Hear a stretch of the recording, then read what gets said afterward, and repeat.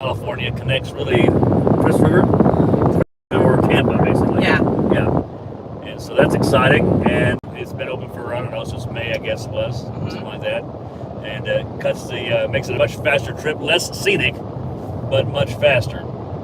If you're in a hurry, you want to take the Sun Coast Parkway. If you want to go right there, that was a very good week. And, he's on the producer. I mean, that level, he's a lead producer. You got to do it consistent over the course of the year to be really follow that.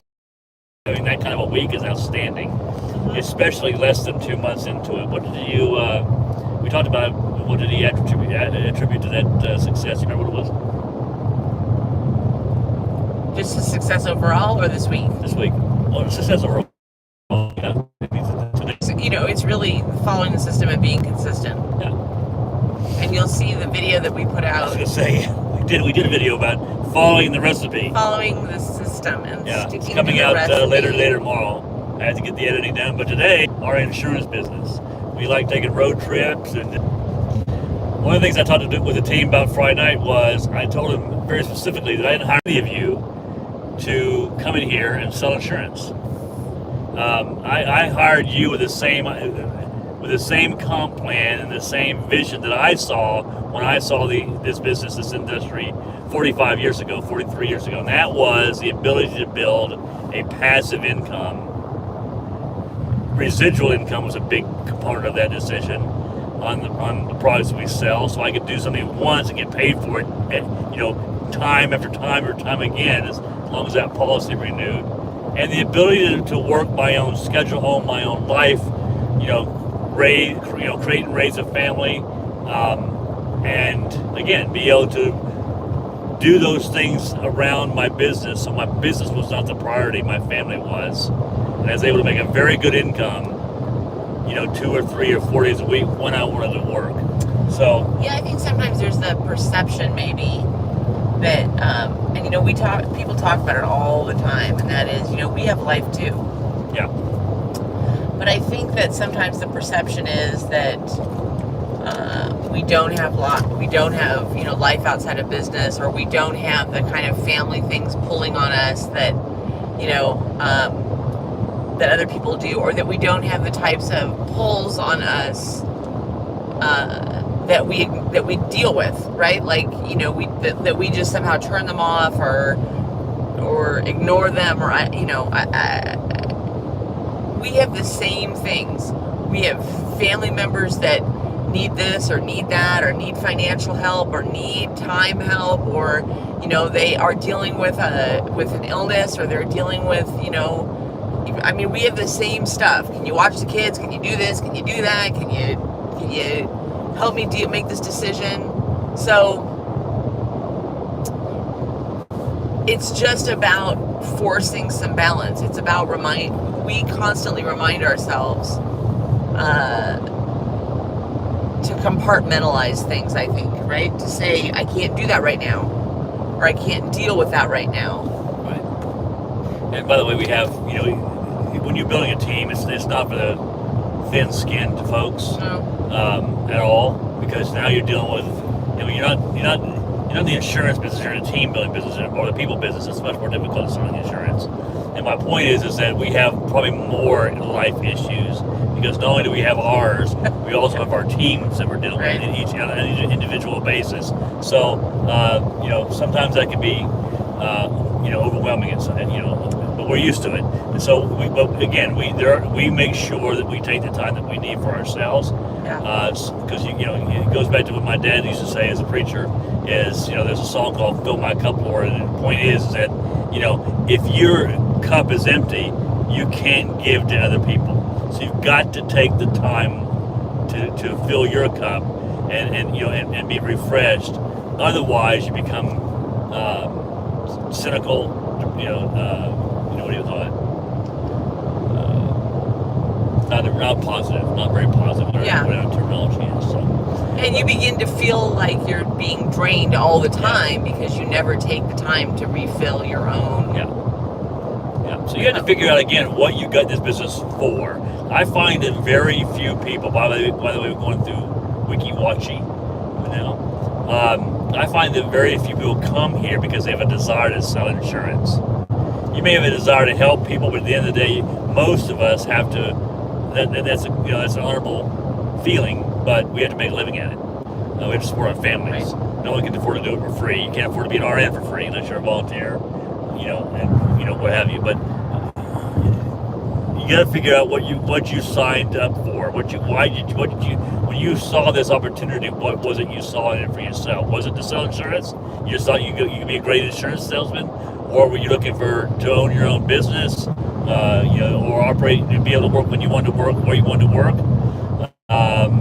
Work from home. All these things are important, but what happens is because we have to support ourselves, we get good at selling.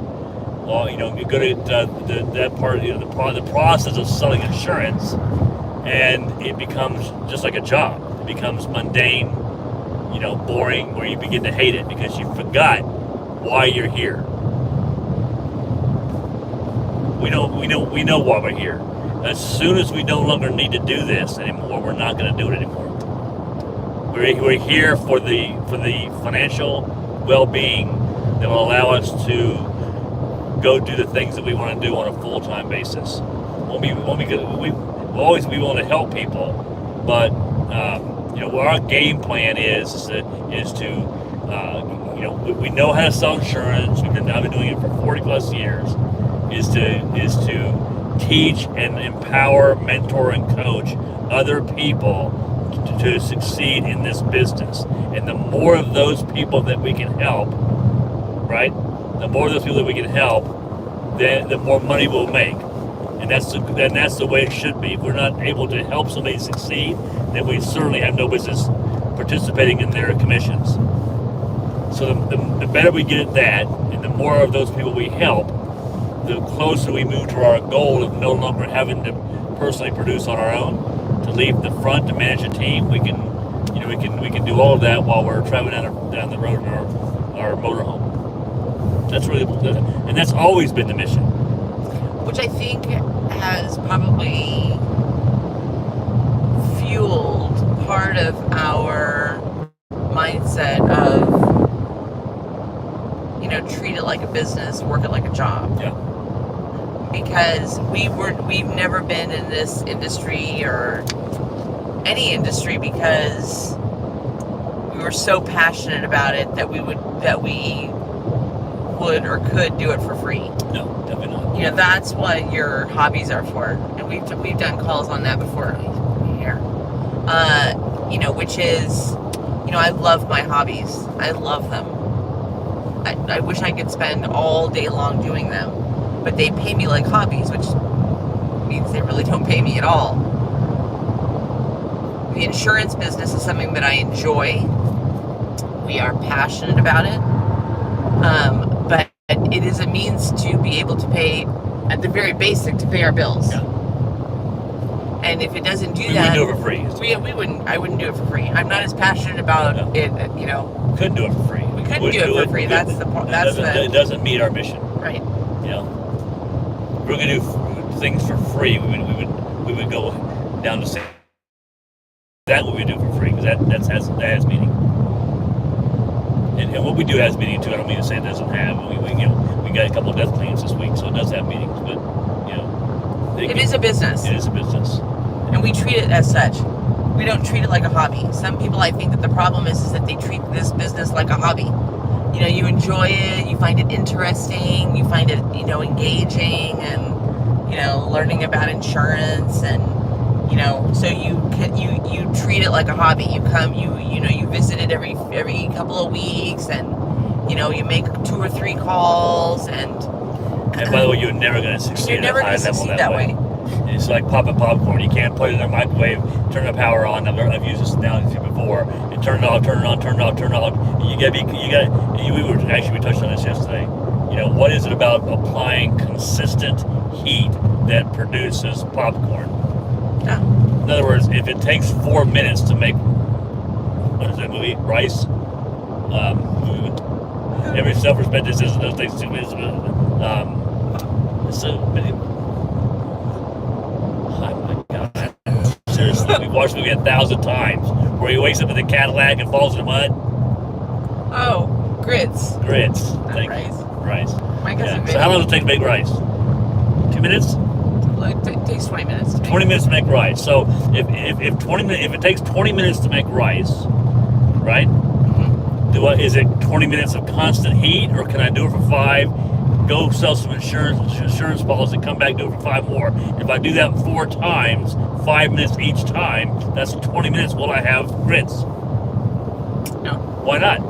It's 20 minutes to make grits. You just told me it's 20 minutes to make grits. Anybody who's ever made anything, I think, knows the answer to that, right? I mean, it's just like, well, rice is a good example. If you cook it for 5 minutes, you keep going back to grits. I don't know anything about cooking grits. Well, you're the South. I'm not, yeah, but I was raised in the West. And in California, we have rice. And to make rice, if you turned the heat on for 5 minutes and then turned the heat off, and then came back 15 minutes later and turned the heat back on again, you would have a bag of hard, soggy mush. I don't even know what it would be at that point, but it wouldn't be rice because it takes the constant temperature for 20 minutes. So what you're saying is that the secret is to do it for 20 minutes, but you have to do it for 20 minutes, constantly applying the same amount of pressure or heat for 20 minutes. There's straight. That word constant again, isn't there? Yeah, and that's the problem with jumping in and out of any kind of an opportunity. You're trying to, in our case, when you're learning, you're trying to, by the way, whoever is watching us, put a comment in the chat section so we say hi. But again, it's about constantly applying heat to grits, right? That makes grits. Or rice. But in our case, when you're trying to learn something, it's about constantly applying heat is actually compressing our learning curve. So staying in the activity, right? For like we always tell our agent, for 90 days, we can turn anybody into an insurance salesman. Yep. But how many times have we had people that have been here for 2 years and never sold their first policy because we see them in March? For a couple of days, or they're on a call, right, and then they're gone for 90 days, and they're back on a call again. Oh, I'm back at it again, Steve. I had to go do a side hustle. I had to get a job part time. I'm back here again, and then that goes on for several years until they're gone. And the next thing we get is they quit. Yeah. They're gone because they may have put in 20 minutes over 3 years. Right. But you're never going to succeed that way. Ever. You've got to compress the learning curve. You compress the learning curve by being engaged in a constant activity of, that was a man's hood that flew off his car. Going down the freeway, the guy lost the entire hood of his car right by our window. He was holding his hood. He was holding part of it. Part of it was still hanging a little attached to the car. Anyways, the point is that the more you participate in your team calls, the more you participate in trainings, the more you go through our training program, the more you review the documents, read the agent guides, and you're doing the the faster you're going to learn what it takes to succeed, right? The faster you're going to consume that 90 days or that 20 minutes, whatever it takes to write your first policy, get it approved, and get paid the commission. This jumping in and out, hot and cold, you're never going to make it. Trust me, we've been through thousands of agents. You're not going to make it doing it that way. You've got to dedicate whatever amount of time it is every single week. The same thing goes with our successful Brady, for example. Brady, I told him on the call Friday night. I know that when I get up on a Monday morning, there's 7 or 8 or 9, whatever it is, agents every single week. They get up, put the uniform on, and hit the frickin' playing field right along with me. They got our backs because they're in it for the same reason that we're in it for, and because of that, you can be in this business for 7 or 8 weeks and have a $20,000 week. Well, we've had agents sitting around here for years and not hit 20,000. And you know, I think you have to ask yourself, if you're really being honest with yourself, is there anything in life where you accomplish anything, minor or big, where you don't have to do it that way? I mean, come on, we teach our kids that. You know, when they say, "Oh, I want to play baseball," okay, practice is on, you know, Tuesdays and Thursdays at 5 o'clock. If you want to be on the team, if your kid wants to play, what do you tell them? You got to be at practice on Tuesdays and Thursdays. No. You have to be there every week to practice, to play the game. If you told your kid's coach, if your kid said, "You know what, I don't like the practice part, so I think I'll go this Tuesday, but then I'm not going to go, I just want to go to the games." Yeah. They would never let your kid play. It's the same thing with this hurricane that went on down here in Florida. I mean, so many people are complaining, "Well, I wish we had known sooner." Or now that we've lost our home, they should be providing us with new homes. Folks, that's the pure meaning of socialism. Okay? If you want anything in this world, no one's owed anything in this world. You were born into this world. Everybody else, whatever you want or need for you and your family, you got to go out and get it yourself. You can't be sitting around waiting for somebody else to give it to you. If you lost, everybody had plenty of warning down here to get in a car, walk off the island, and they chose not to do so. That is not to take personal responsibility in that, in regards to hurricane, and take personal responsibility as to why you're not succeeding in the insurance industry. It's not on anybody else but you. You've got, if you want success, go out there and grab it. There you go. That's our Sunday drive to Utes. So this is, we can't really show you because I can't turn the camera around because we're using my phone. You can see where we've been. You can see where we've been. We're down here now. We're I don't know where we are. We're on Suncoast Parkway, but we are coming up on Newport Richie. Oh, Newport Richie. Yeah. So appreciate you stopping by. Thank you for watching the videos. We're grateful that you're here. Hopefully you won't unsubscribe based on this call. But I'm just telling you, you can have whatever you want, but you got to go get it. You can't wait for somebody to give it to you because they're not going to get it coming. But we used to say that in a previous life when we were speaking, nobody's coming. They're not coming to save you. They're not coming. They're not coming. Who? They're not coming. Anybody. Federal government, local government, state government, they're not coming. You gotta go get it yourself.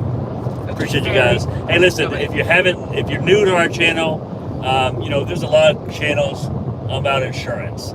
I don't really get excited about coming on here and teaching you how to sell insurance. We do that every single day through our training program. It's all online. It's just like this. We're one-on-one with our agents every single day, before, during, and after their appointments. So we're in that game 5, 6, 7 days a week. I'd say 99% of our agents work with us direct on learning how to book appointments, texting or dialing. How to do the actual presentation. Angela works with them on every single case when it comes to the products. So they're selling a product that the client can get approved for based on their medical qualifications. We have a full training program that we put our agents to. We have more training than anybody else that I know of in the industry. So the reason why I say that is that we don't, I just, wants to do this business at a high level, that wants to, build their own agency or consider it down the road, right? That we can help. Again, I look at it as the best pay it forward business in the United States. That's what we're looking for here. I just don't feel like we have some training on how to sell insurance on our YouTube channel, but really, I have found in the 40 plus years I've been doing this that all the training in the world means absolutely nothing if you can't get the 6 inches between your two ears right. It's all about mindset. And so I would rather work on this channel with that than I would teach you how to handle, I already have a covered objection. So I appreciate you guys. If you're new, like and subscribe. Grateful that you're here, and come along for the journey. Bye. Bye.